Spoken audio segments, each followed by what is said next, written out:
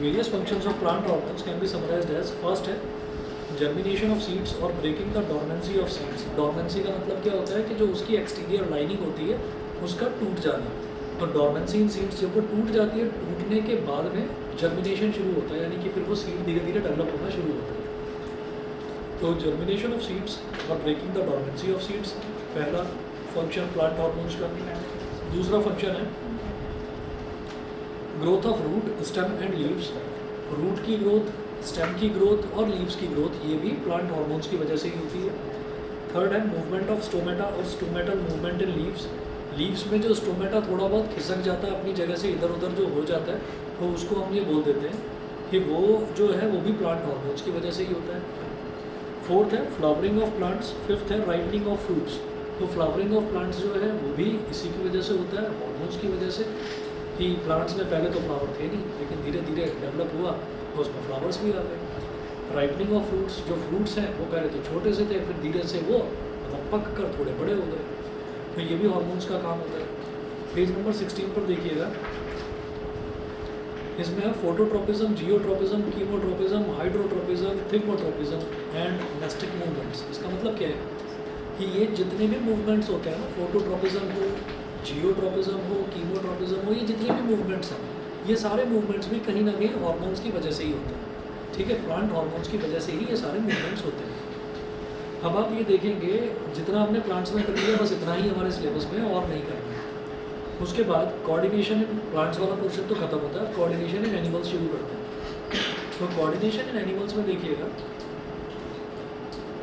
पहला पॉइंट है the system made up of nerve cells is called nervous system. The coordination in simple multicellular animals takes place through nervous system only. For example, Hydra is a simple multicellular animal. ठीक है, a system made up of nerve cells is called nervous system. तो अगर मान लीजिए कि nerves से मिलकर कोई एक सिस्टम बना हुआ है बॉडी का, तो उसको हम नर्वस सिस्टम बोल देते हैं। The coordination in simple multicellular animals takes place through nervous system only. तो जो सिंपल मल्टीसेलुलर एनिमल्स होते हैं, सिंपल मल्टीसेलुलर का मतलब क्या है कि भाई बहुत ज़्यादा कॉम्प्लेक्स एनिमल्स नहीं है। कॉम्प्लेक्स एनिमल्स मतलब कैसे हो गए कि हम ये कहेंगे कि भाई एलिफेंट है, तो एलिफेंट जो है वो एक कॉम्प्लेक्स एनिमल है। हिपोपोटामस है, वो एक कॉम्प्लेक्स एनिमल है। कॉम्प्लेक्स एनिमल क्यों? उसके ऑर्गन्स के साइज़ बहुत बड़े बड़े हैं, क्योंकि वो खुद बहुत बड़ा है। तो इसका मतलब क्या है कि उसके जो ऑर्गन्स हैं, हार्ट हो गया, लिवर हो गया, किडनी हो गया, इन सब के साइज़ भी बहुत बड़े बड़े होंगे। तो इसलिए हमें अगर स्टडी करना है तो हम किसी छोटे से कॉम्प्लेक्स एनिमल को स्टडी कर लेंगे। ठीक है, नहीं हम तो कॉम्प्लेक्स हैं, हम तो कॉम्प्लेक्स हैं। मतलब सिंपल का मतलब ये है कि एनीथिंग मतलब जो हाथ में आ सके, छोटा सा। तो आप ये देखिएगा कि छोटा सा एनिमल क्या हो गया, जैसे कि चूहा हो गया या फिर फ्रॉग हो गया। तो जब भी मतलब बायोलॉजी में जब भी किसी भी तरीके का कोई प्रैक्टिकल एक्सपेरिमेंट करवाया जाता है, तो वो चूहे को लेकर या फिर फ्रॉग को लेकर ही करवाया जाता है। उसे तो काटते हैं और बच्चों को चक्कर आ जाते हैं, वो गिर जाते हैं। क्या ये काम तुम नहीं कर सकते। मतलब इतनी दीर्घ दृष्टि, इतनी दूरगामी दृष्टि तुम्हारे पास ही है। बस भाई चींटी को ये चींटी का एक्सपेरिमेंट करके देखेगा वहाँ। चलिए, तो ये नर्वस सिस्टम ऑफ हाइड्रा, तो ये यहाँ पर जो ये छोटे छोटे जॉइंट्स दिखा रखे हैं ना, ऐसा लग रहा है जैसे कि कोई हाथ ऐसे करके डांस कर रहा हो। ये जो डायग्राम बना हुआ है, तो ये क्या है कि ये कोई डांस नहीं कर रहा है, ये नर्वस सिस्टम है। मतलब छोटे छोटे सेल्स जो हैं, नर्व सेल्स जो हैं, वो मिले हुए हैं, तो उसका एक नेटवर्क बना हुआ है। बस वो दिखा रखा है। अच्छा, the control and coordination in higher animals called vertebrates including human beings. तो हायर एनिमल्स कौन हो गए? वर्टिब्रेट्स। वर्टिब्रेट्स मतलब जिनकी रीढ़ की हड्डी होती है, वर्टिब्रल कॉलम होता है। Takes place through nervous system as well as hormonal system called endocrine system. तो हमने ये देखा कि जो सिंपल मल्टीसेलुलर एनिमल्स होते हैं, सिंपल मल्टीसेलुलर एनिमल्स में जितने भी तरीके का कोऑर्डिनेशन होता है। कोऑर्डिनेशन का मतलब ये है कि हम दौड़ रहे हैं, हमें कोई चीज़ चाहिए, हम उस चीज़ की तलाश में दौड़ रहे हैं, हमें किसी चीज़ को पकड़ना है जाकर या किसी चीज़ को उठाना है जाकर, तो हम इसलिए दौड़ रहे हैं। अब अगर मान लीजिए हमें पता ही नहीं है कि भाई दौड़ रहे हैं, तो दौड़ ही जा रहे हैं। इसका मतलब क्या है? कहीं ना कहीं कुछ कोऑर्डिनेशन की कमी है, कुछ कंट्रोल की कमी है। तो ये हमारा नर्वस सिस्टम कहता है कि भाई हमने दौड़ना शुरू करा, हमारी 500, 600, 800 मीटर की दौड़ थी, तो हमने दौड़ना शुरू करा। तो हम किस चीज़ की तलाश में दौड़ रहे हैं? ट्रॉफी चाहिए, फर्स्ट आना है, दौड़ रहे हैं नहीं। ठीक है।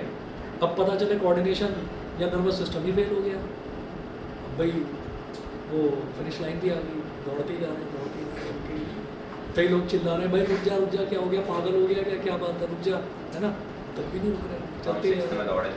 तो इसका मतलब क्या है, तो ऐसों को बोल देते हैं कि इसका थोड़ा सा लगता है कुछ पेज वेज हिल गया है ना। तो वो जो पेज हिलने का मतलब यही है कि कहीं ना कहीं कोऑर्डिनेशन नहीं हो पा रहा, किसमें, नर्व सेल्स में और मसल्स में, ठीक है। तो न्यूरॉन्स यानी कि जो हमारे दिमाग के जो सेल्स हैं वो हमें समझा ही नहीं पा रहे हैं कि भाई रुकना है, दौड़ कंप्लीट हो गई है, रुक जाओ। हाँ, इसका इलाज होता है, इसका इलाज जो है मैं क्लास के बाद बताऊंगा। क्या अच्छा पता नहीं, मैंने दौड़ने वाला एग्जांपल नहीं दिया, अरे वो तो फ्लॉप हो गई, छोड़ो उसको, है ना। तो the control and coordination in higher animals called vertebrates. तो जब हायर एनिमल्स यानी कि वर्टिब्रेट्स की बात करते हैं तो वहाँ नर्वस सिस्टम भी काम करता है और हार्मोन्स भी काम करते हैं। हार्मोन्स इस तरह से काम करते हैं कि एक एग्जांपल लेते हैं हार्मोन्स का, एड्रीनलाइन हार्मोन। एड्रीनलाइन हार्मोन का क्या काम होता है कि जब भी कभी किसी भी तरीके की कोई प्रॉब्लम होती है तो एड्रीनलाइन हार्मोन जो है वो एकदम से जो है एक्टिवेट हो जाता है, एकदम एक्टिव हो जाता है। एक्टिव होते ही, ये किसकी फोटो बना रखी है क्या है ये,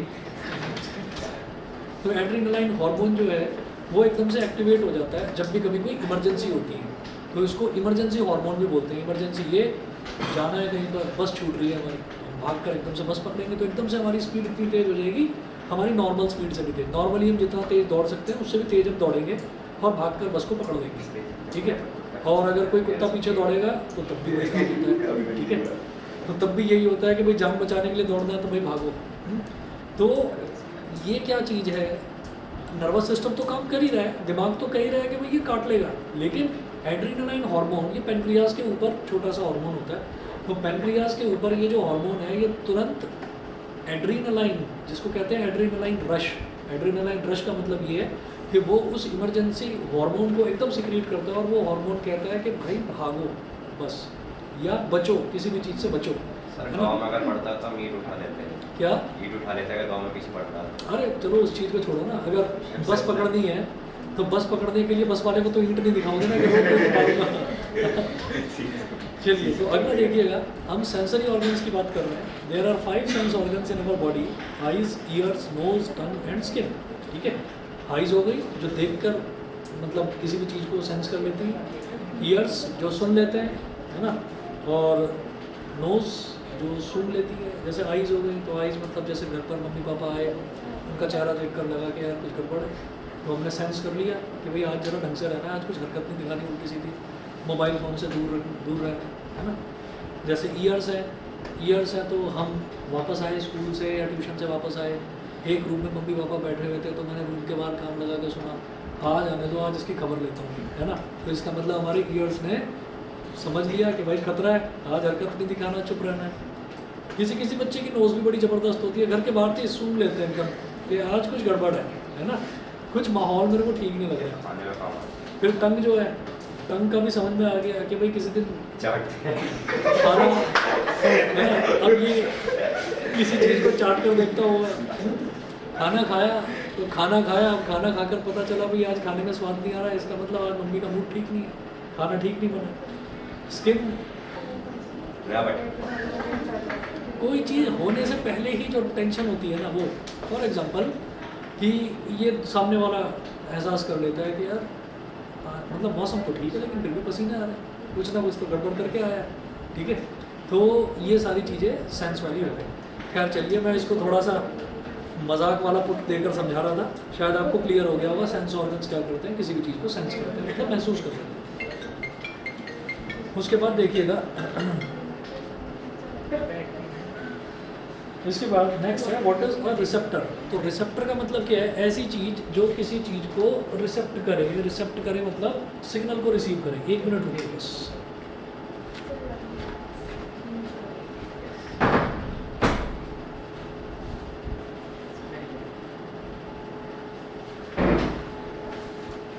इससे वॉल्यूम बढ़ जाता है, कोई ज़रा सा भी दरवाज़ा अगर खुला रह जाए तो वॉल्यूम बढ़ जाता है, वॉल्यूम बढ़ जाता है तो कूलिंग ठीक नहीं होती।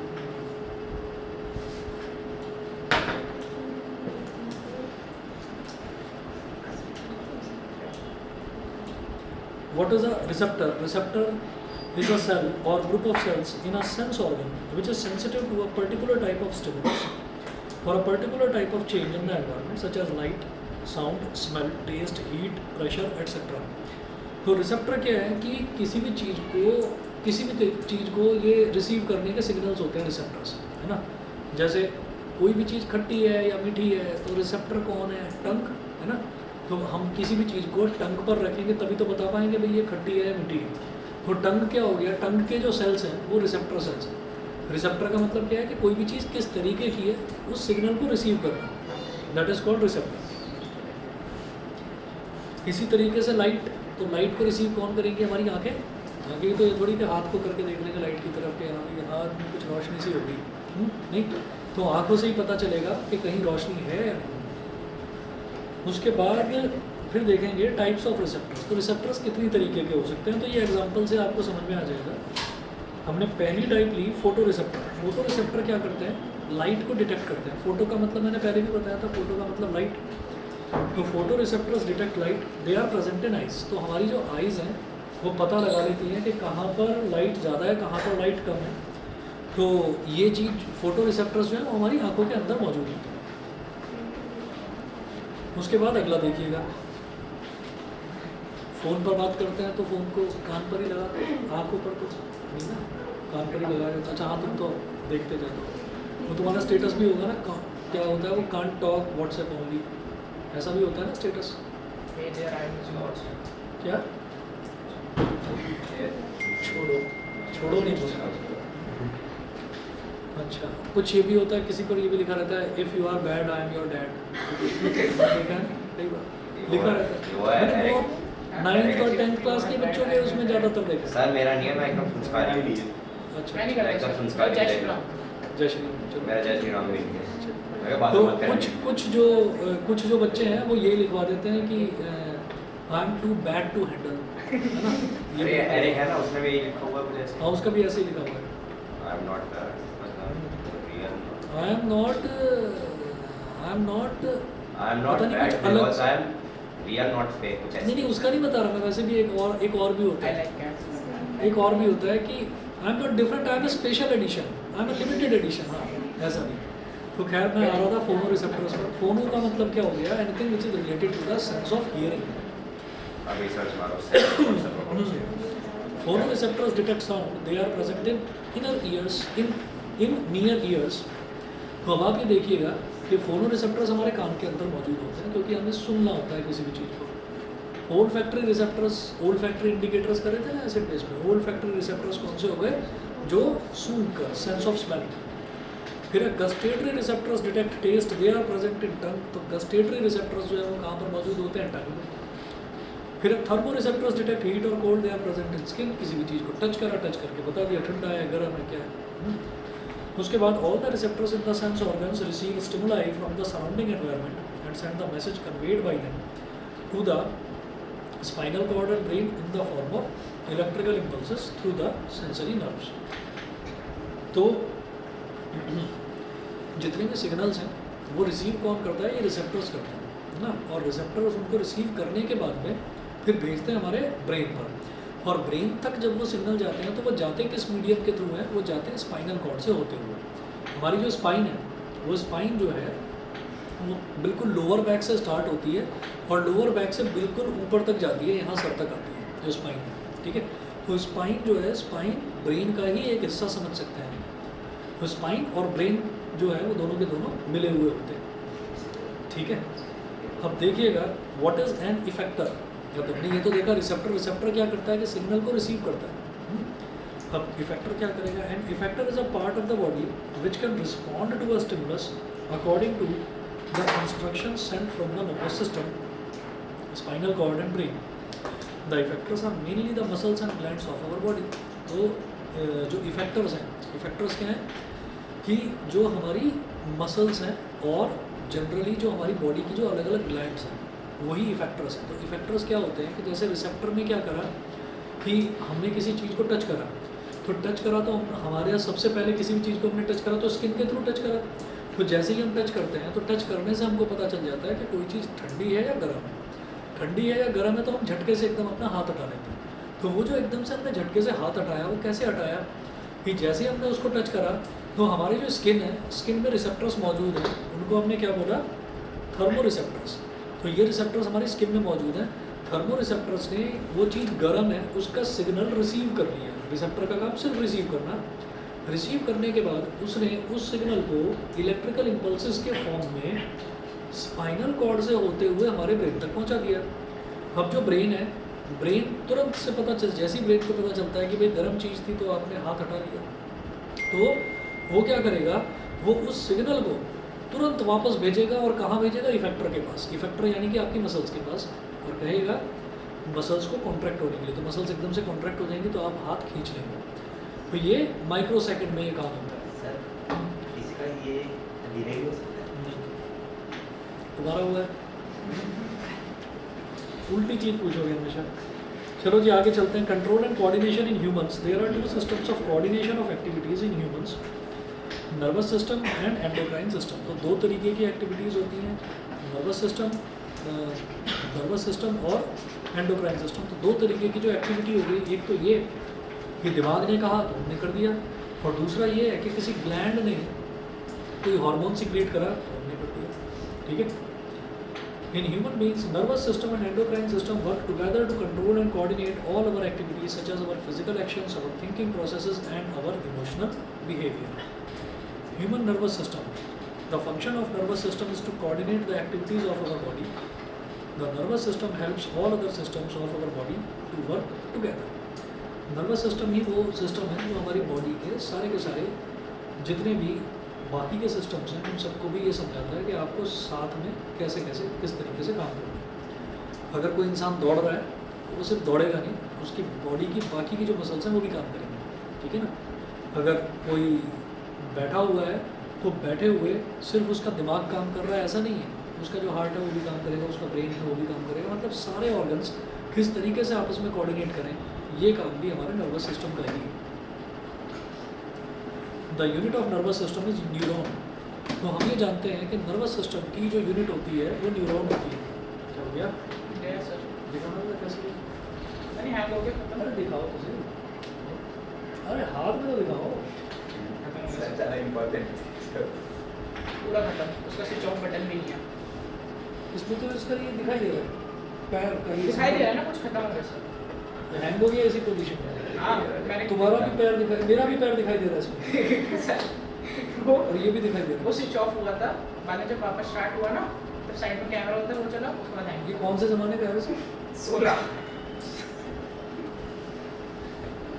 सर आप इसे विरासत में मिला था।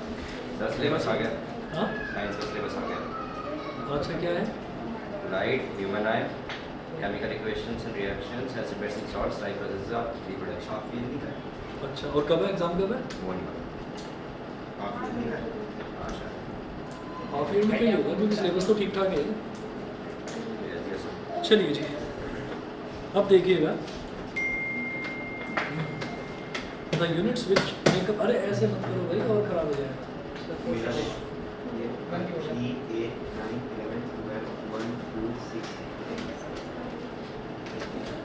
The units which make up the nervous system are called nerve cells or neurons. So neuron is the structural and functional unit of the nervous system. We can now say that nervous system is made of special cells called neurons. Neuron is the largest cell in the body which looks like an electric wire. तो neuron का diagram बनाकर दिखाऊँ जैसे neuron जो है, neuron आप पहले कर चुके होंगे शायद 9th क्लास में। न्यूरॉन में ऐसे होता है कि इस तरफ तो एक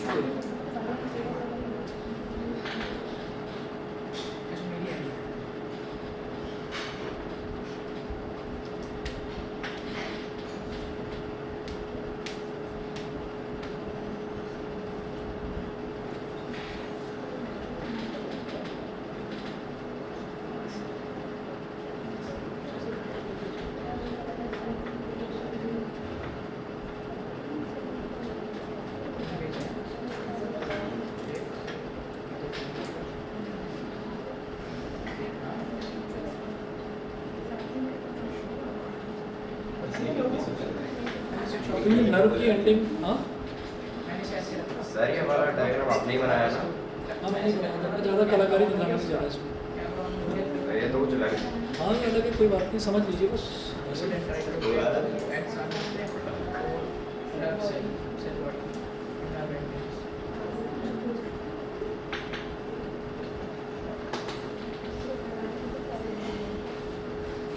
अब इसमें जो ये सिंगल जो वायर जाती है, वायर मैं बोल रहा हूँ उसको नर्व होती है बेसिकली, इसको हम बोल देते हैं एक्सॉन। इसके अंदर से ये तो न्यूक्लियस होता है,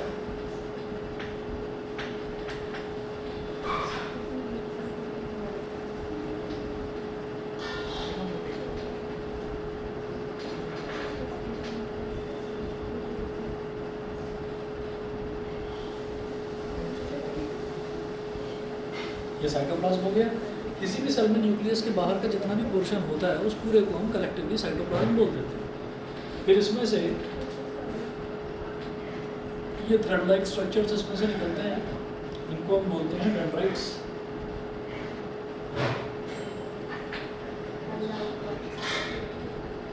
डेंड्राइट्स और यहाँ नर्व की एंडिंग्स होते हैं, नर्व का आखिरी पोर्शन, नर्व एंडिंग्स। ठीक है, अच्छा जी। उसके बाद जो ये कवरिंग है इसको बोल देते हैं माइलिन शीथ। ये माइलिन की शीथ मतलब कवरिंग, MYLIN। ये प्रोटेक्शन के पर्पज से होती है कि कभी भी कोई क्या हो गया, कभी भी कोई जो नर्व है वो डैमेज ना हो जाए, तो ये प्रोटेक्शन के पर्पज से भगवान ने ऐसा बनाकर भेजा है। ठीक है, आगे चलते हैं। पेज नंबर 19 पर देखिएगा, अ न्यूरॉन और nerve cell has 3 components. Neuron जो होता है या जिसको हम नर्व सेल बोल देते हैं, इसके 3 जो हैं कंपोनेंट्स होते हैं। एक तो ये जो इतना पोर्शन है, तो इसका सेल वाला पोर्शन है, इसको सेल बॉडी बोल देते हैं। जो इसमें से ये थ्रेड लाइक स्ट्रक्चर्स निकलते हैं, इनको डेंड्राइट्स बोल देते हैं। और उसके बाद ये जो सबसे लंबी वाली जो नर्व इसमें से निकल के जाती है, दैट इज कॉल्ड एक्सॉन।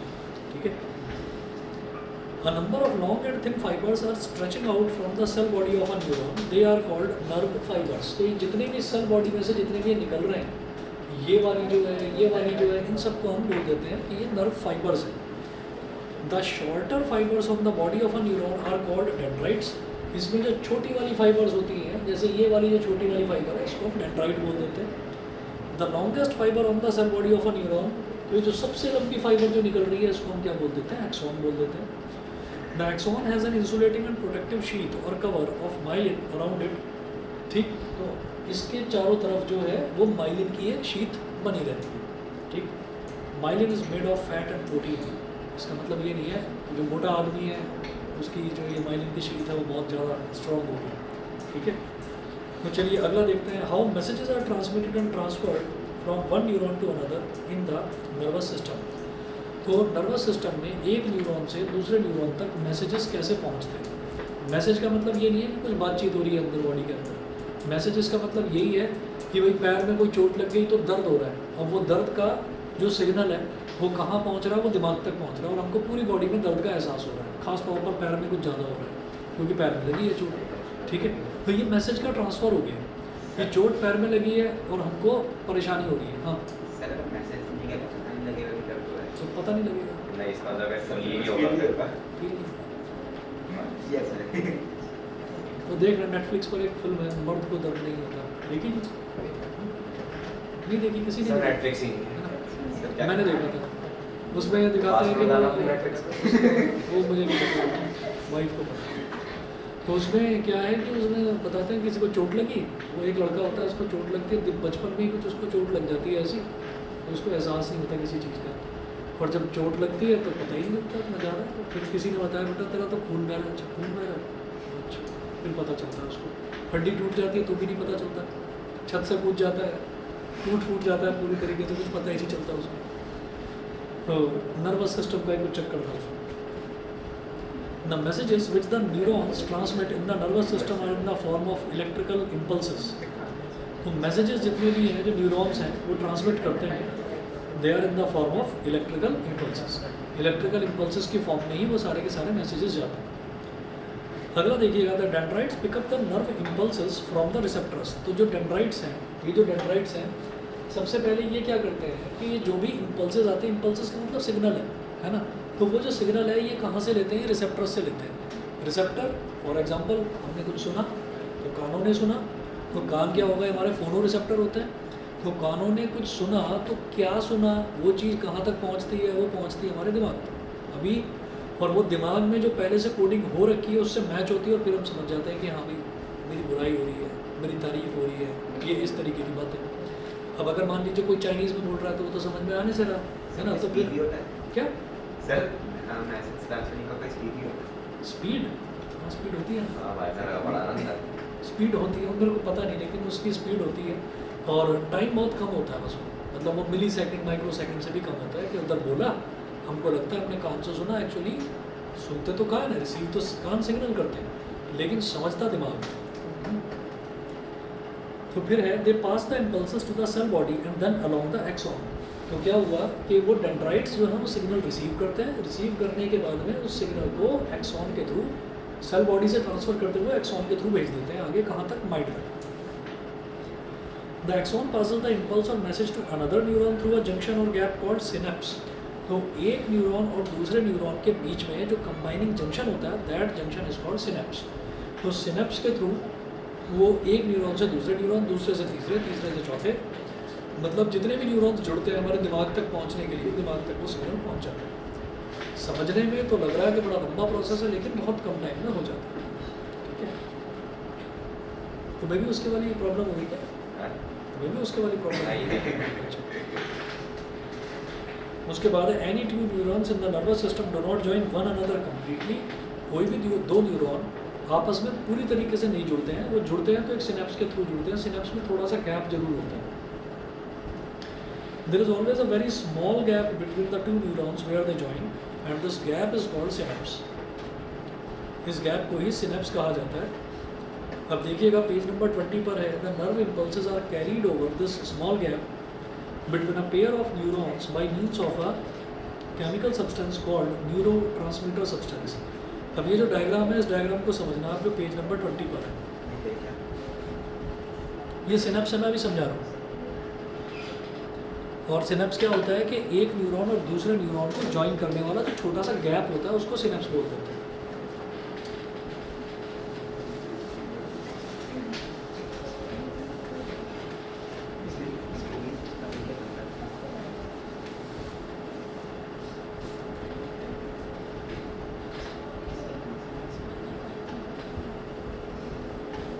सारे डायग्राम बुक में भी दिया होगा।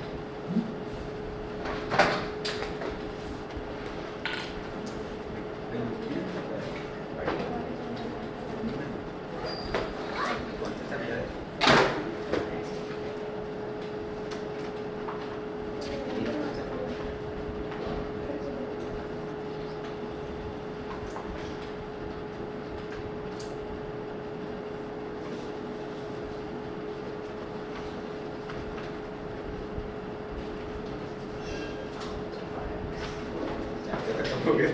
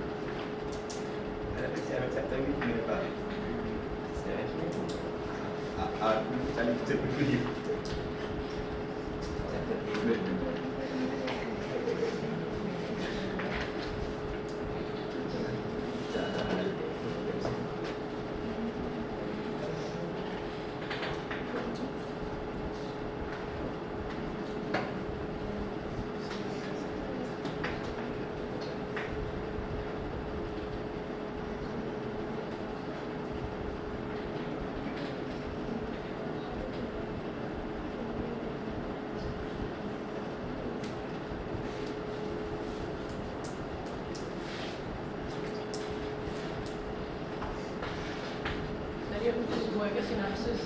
हाँ,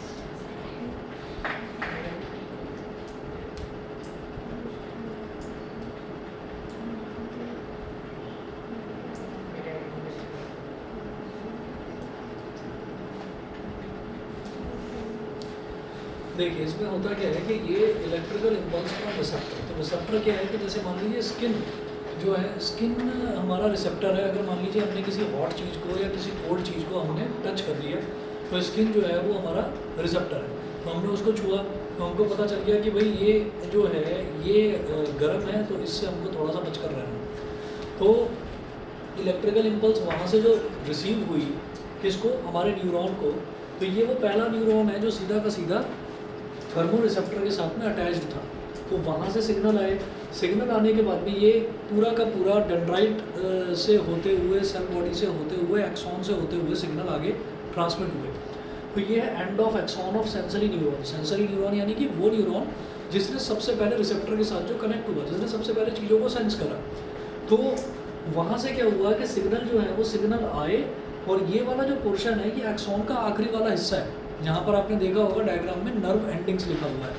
इससे पिछले वाले पेज पर देखिए डायग्राम में जो लास्ट में नर्व एंडिंग लिखा हुआ है, तो वो नर्व एंडिंग के दौरान, नर्व एंडिंग वाला जो पोर्शन है उसके अंदर की कहानी है ये कि ये 1 2 3 4 ये जो आपको ऐसे छोटे छोटे सर्कल्स दिखाई दे रहे हैं, इसके अंदर क्या है, एक केमिकल सब्सटेंस है जिसका नाम है neuro transmitter substance. Page number 20 पर सबसे ऊपर देखिए, the nerve impulses are carried over this small gap between a pair of neurons by means of a chemical substance called neuro transmitter substance. तो ये न्यूरो ट्रांसमीटर सब्सटेंस है, यही information है, ये जो केमिकल सब्सटेंस है यही वो इन्फॉर्मेशन है कि भाई जो हमारा न्यूरॉन ट्रांसमिट कर रहा है, आगे ले जा रहा है। तो वो जो न्यूरॉन है वो एक न्यूरॉन दूसरे न्यूरॉन से डायरेक्टली जुड़ता नहीं है, बीच में एक गैप रह जाता है। इस गैप में ही ये केमिकल सब्सटेंस जो है रिलीज़ कर दिया जाता है, और यही जो गैप है इसी गैप को हम सिनेप्स बोलते हैं, gap between the connecting neurons. तो दो न्यूरॉन्स पूरी तरीके से फिक्स्ड नहीं होते आपस में, उनके बीच में एक गैप होता है। उस गैप में ही वो जो न्यूरो ट्रांसमीटर सब्सटेंस है उसको रिलीज़ करते हैं, और वो फिर यहाँ से दूसरे वाले न्यूरॉन पे पहुँच जाता है, फिर यहाँ से इसी तरीके से आगे पहुँचेगा। फिर अगर किसी तीसरे न्यूरॉन से कनेक्ट होना है वो तीसरे न्यूरॉन से कनेक्ट हो जाएगा। मतलब जितने भी न्यूरॉन्स हैं, कहाँ तक, हमारे ब्रेन तक, ठीक है ना। तो हमारे ब्रेन तक जितने भी न्यूरॉन्स हैं उन सब न्यूरॉन्स में एक न्यूरॉन से दूसरे, दूसरे से तीसरे, तीसरे से चौथे, ऐसे ट्रांसमिट होता जाता है और अल्टीमेटली ब्रेन तक पहुँच जाता है सिग्नल, ठीक है।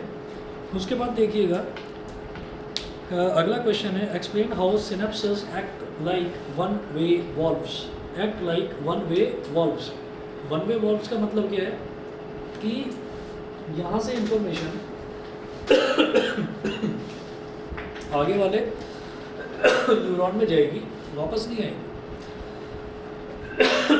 सीधा देखिए, अगर मान लीजिए मैंने कोई चीज़ सुनी और मैं ये कहूँ कि नहीं मैंने सुनी नहीं, वापस हो जाएगी तो ऐसा तो नहीं हो सकता। 1 मिनट रुकिए आप।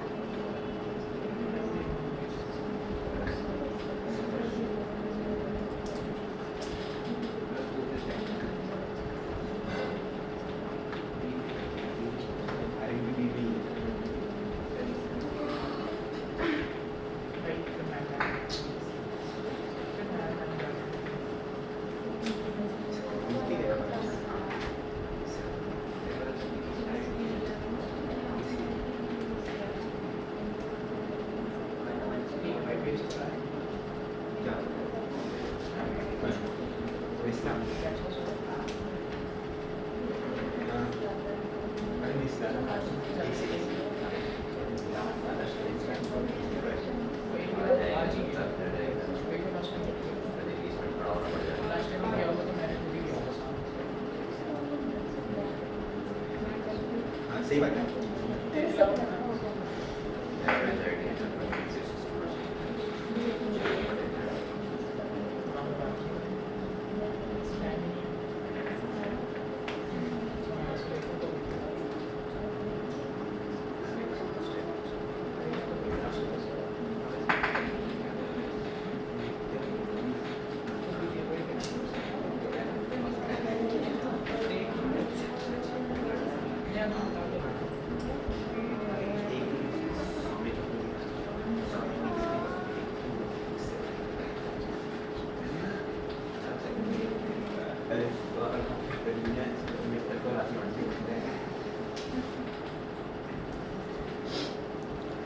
चलिए जी, तो अब इसमें ये है कि सिनेप्स जो है वो वन वे वॉल्व की तरह ही एक्ट कैसे करते हैं। अगर इन्फॉर्मेशन यहाँ से यहाँ जा रही है तो यहाँ से यहाँ वापस क्यों नहीं आती? देखिएगा,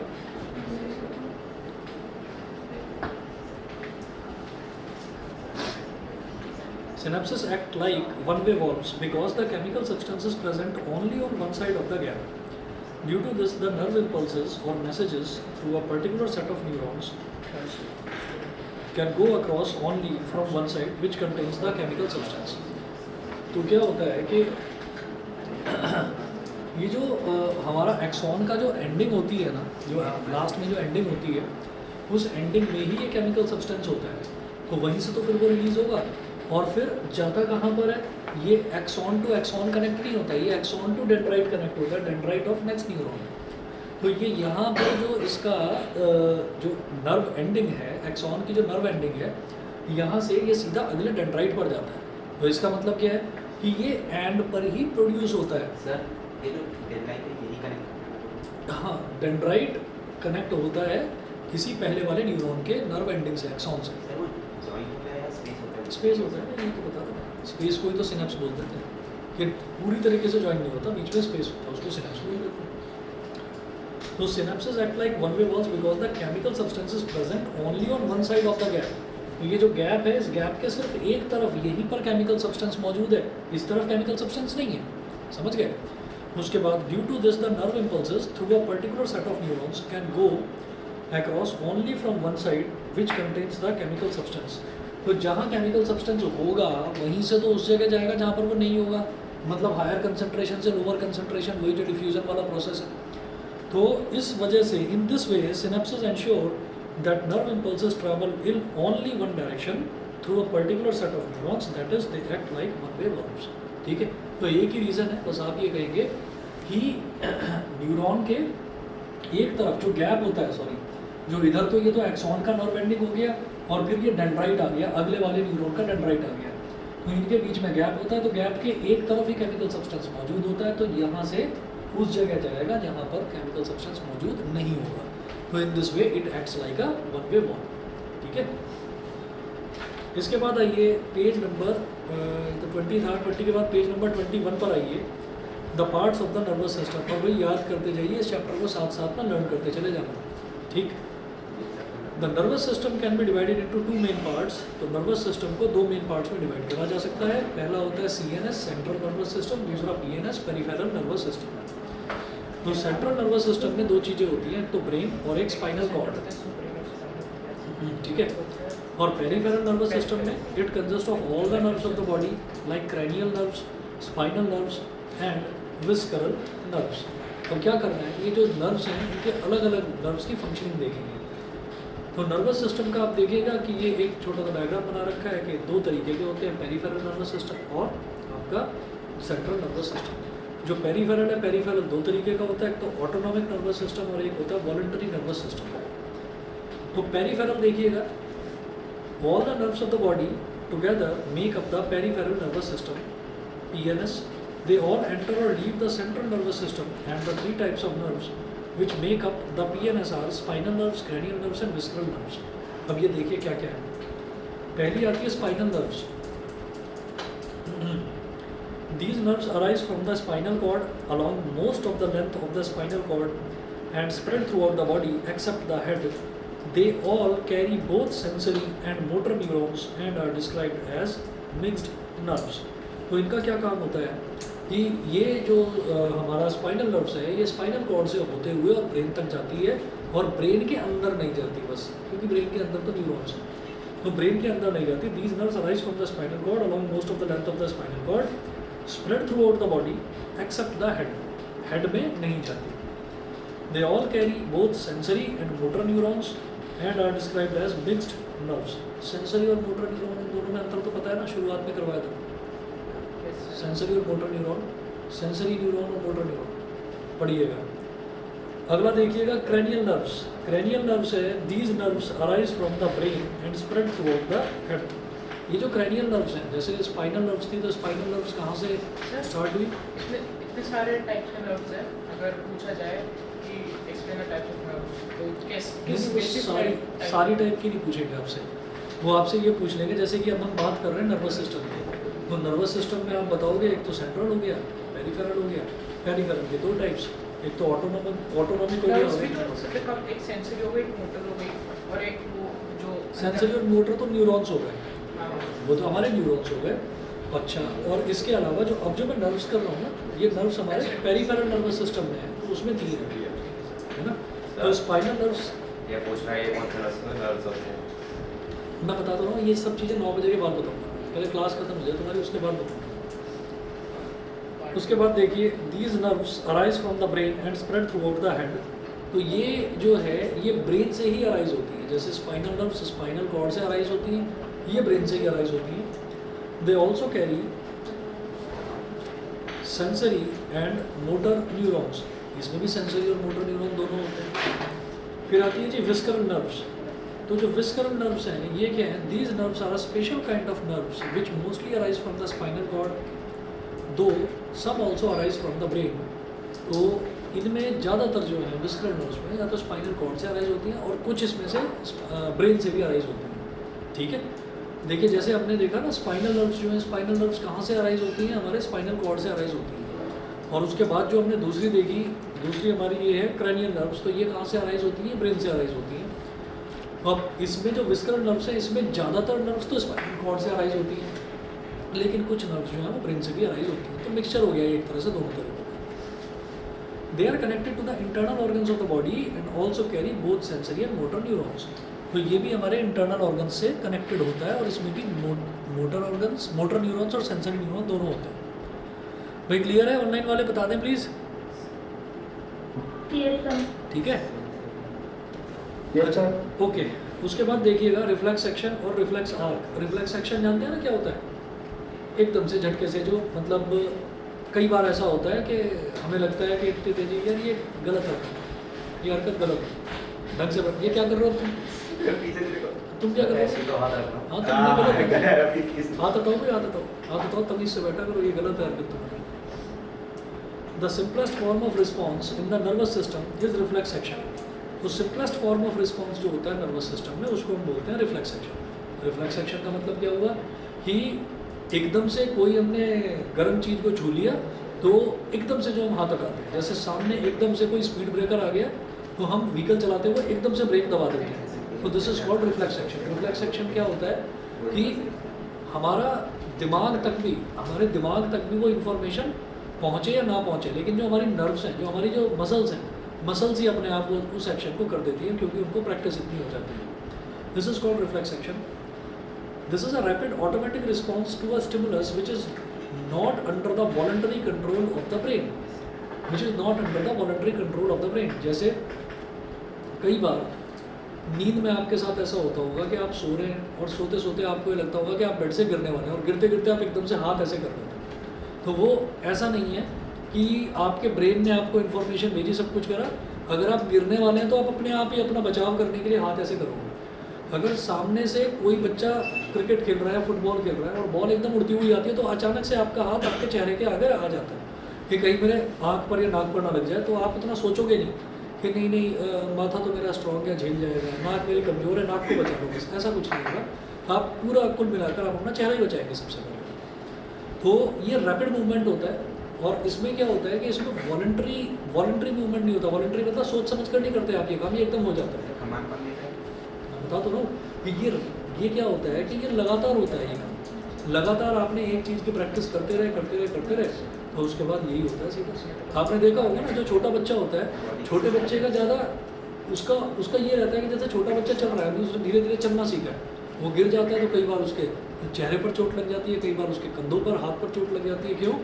क्योंकि उसको पता ही नहीं होता कि खुद को प्रोटेक्ट कैसे करना है, उसको पता ही नहीं है कि तुझे हाथ ऐसे आगे करके अपने आप को रोकना है, ऐसा ना हो कि सीधा चेहरा ही ज़मीन पर लगे। तो ये जो चीज़ें हैं ये वॉलंटरी मूवमेंट जो है तो वॉलंटरी मूवमेंट नहीं होते। Over a period of time जब इंसान सीखने लगता है चीज़ों को तो उसको अपने आप पता चल जाता है कि आपको क्या काम करना है। तो हम भी जैसे शुरुआत में आप कभी भी देखें कोई भी जो कोई भी इंसान गाड़ी चलाना सीखता है तो शुरुआत में वो खुले में ही सीखता है, क्योंकि अचानक से अगर कोई स्पीड ब्रेकर सामने आ जाएगा तो वो ब्रेक तक उसका पैर पहुंचेगा नहीं, वो उल्टा एक्सेलरेटर ही दबा देगा, तो उल्टा उसको बचना होगा, वो उल्टा और उछाल देगा गाड़ी को स्पीड ब्रेकर पर। तो it is described as an involuntary action. ये एक ऐसा एक्शन है जो बिना सोचे समझे हो जाता है, with due course of time ये डेवलप हो जाता है। Thus, reflex action is one which we perform automatically. ये automatic action है जो हम खुद से ही perform कर देते हैं। So, moving away our hand on touching a hot plate is an example of reflex action. उसके बाद the pathway or route taken by nerve impulses in a reflex action is called the reflex arc. तो reflex action perform करने के लिए जो nerves path follow करती हैं, जो impulses यानी कि जो signals जाते हैं, वो जो path follow करते हैं, that path is called reflex arc. ठीक है, अब ये ऐसे ही देख लो, ये थोड़ा ना बेचारा कमज़ोर सा हाथ बना दिया है किसी का, हाँ, और ये हॉट प्लेट रखी हुई है कि इसको छुआ तो इसने एकदम से हैंड पुल्ड अवे, अब जैसा भी बनाने की कोशिश करें, ठीक है, हाँ, ये इसकी मसल्स हैं, ये इसकी मसल्स हैं, मैं बताता हूँ थोड़ा कमज़ोर है। सर ये कमजोर भी लग रहा है, ऐसा लग रहा है मोटरसाइकिल इसके टायर के निशान। अब समझ लो कुछ भी, ठीक है, चलिए जी, तो आज इतना ही कर लीजिए, बाकी फिर नेक्स्ट क्लास में करा दूँगा। और जितना करा है इसको साथ साथ आप लर्न करते चलिए, भाई थ्योरेटिकल पोर्शन है आगे का।